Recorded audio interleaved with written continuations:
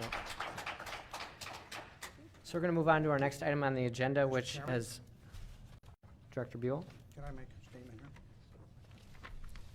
Trying to move on to a next agenda, but I guess what's your since you statement called about? on me, I guess I have the floor, should be able to make it, I guess. Mhm. I'd rather do this at the end, it has nothing to do with, and I want to thank you, teachers, for coming this evening and coming out. I hope that you're successful.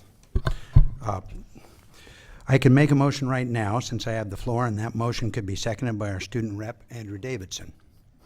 That is according to both our own policy and Robert's Rules of Order, but I'm not planning to do that. But I am informing the board that I am pursuing a motion which would amend policy to allow the board by a majority vote to put issues on the agenda in future meetings. Since this would be a change in board policy, it must, according to that policy, go through a specific procedure which I plan to follow. Right now, all agenda items need to go through the board chair, and he can make the decision to deny any he wishes. These decisions are, at least in my case, without even informing board members what is being contemplated or asking for input beyond one meeting held last July, where we talked about general ideas which we might want to address during this year. There is no recourse to this, and there is much room for abuse. This is in line with the usurpation of power by the board chair, where we have transferred much of what we should be deliberating in public to small, closed rooms in this building and to email streams. This makes a mockery of the spirit of the open meetings laws and good government. I am not saying discussions among staff, board members, and stakeholders cannot be done in small groups or in private meetings. Of course they can.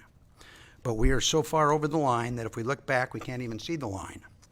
The motion I am announcing is only a small step in regaining the balance so necessary to bring a responsible government to being a responsible government body.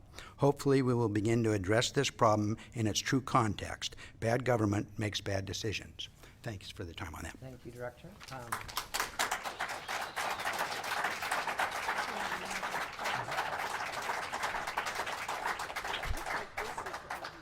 And I appreciate you recognizing that there is a board policy and protocol for this in place, and I'd be happy to have discussions, or other folks would have discussions about Robert's rules. Even the speech that you just made would be actually out of order by Robert's rules, but I'd be happy to show that to you later. And just to be clear that the board goes through a process, a recognized process as a consensus about what our priorities are and what we're going to talk about. With that, we're going to move on to our next item of the agenda, which is per our contract with Portland Association of Teachers.